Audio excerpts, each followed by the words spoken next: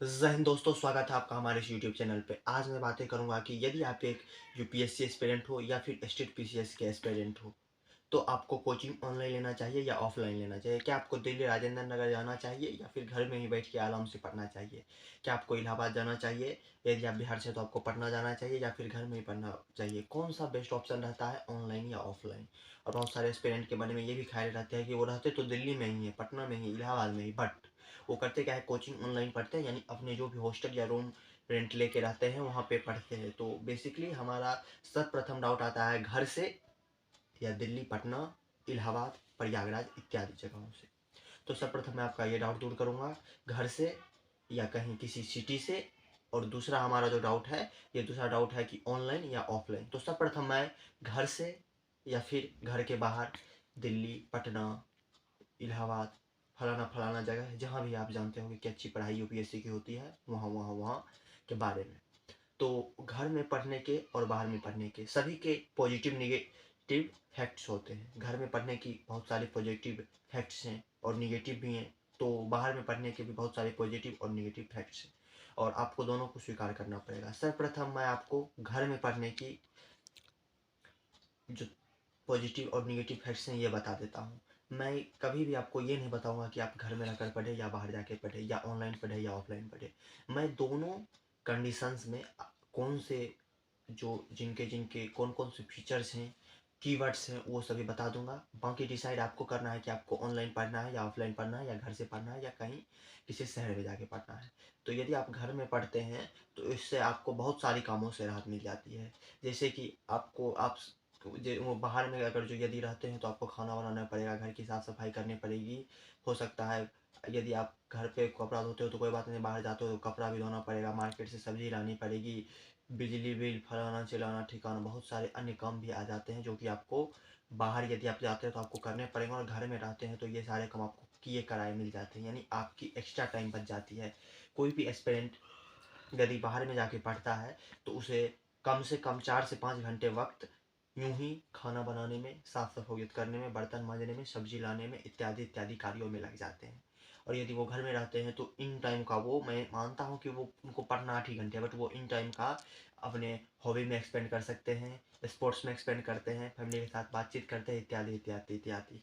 तो मेरा मानना यह है कि यदि आप घर पर पढ़ते हैं तो आपको बहुत सारे लाभ होते हैं। जैसा कि आपको किसी भी प्रकार का काम नहीं करना पड़ता है, सिर्फ आपको आपके पढ़ाई पे फोकस करनी पड़ती है, बस ये बात हुई। लेकिन घर में रहने के कुछ साइड इफ़ेक्ट्स भी हैं। वो क्या है कि यदि आप घर में रह के पढ़ते हैं तो आपको थोड़ा सा क्या करना पड़ेगा कि कोई रिश्तेदार आ गए तो उनके साथ टाइम स्पेंड करना पड़ेगा, इसमें आपका टाइम बर्बाद हो जाता है।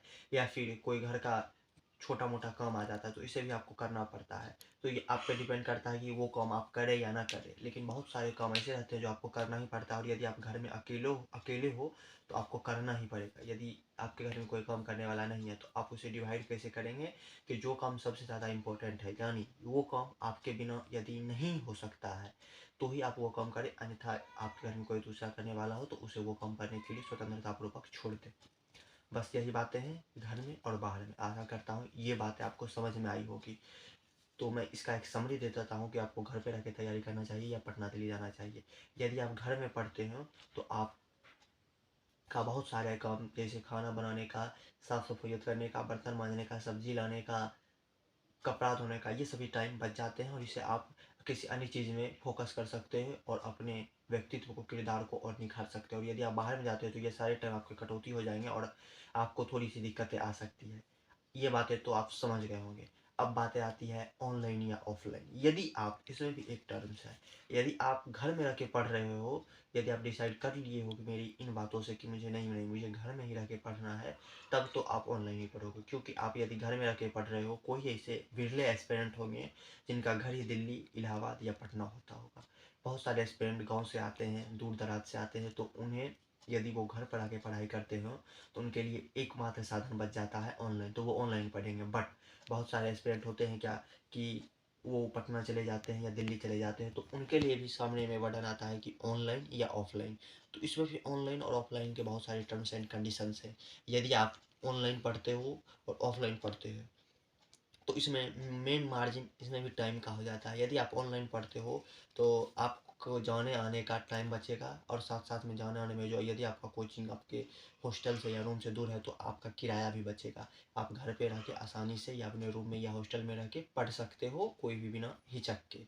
और उसके बाद हमारी दूसरी फीचर्स क्या आ जाती है कि आप वहाँ जो लाइन में धक्का-मुक्की लगेंगे, ये करेंगे, फलाना-ठिकाना 1000-2000 का भीड़ का सामना प्रत्येक दिन अनायास आपको करना पड़ेगा। इससे आप बच सकते हैं, घर में ऑनलाइन रह के पढ़ सकते हैं।